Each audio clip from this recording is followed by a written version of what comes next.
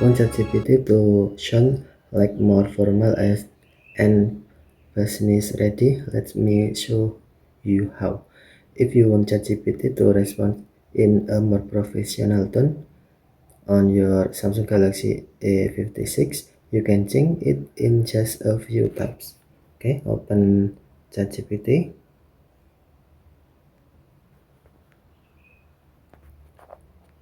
And then tap menu icon to open sidebar. Okay, and then tap your profile name and then select personalization.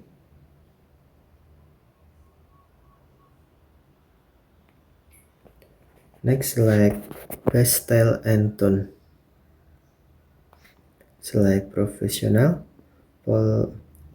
polished and precise. You will see different tone options available. Choose professional. Once select, ChatGPT will respond in a more formal and professional style in your future conversations. That's it. Your ChatGPT is now set to professional tone on your Samsung Galaxy A56.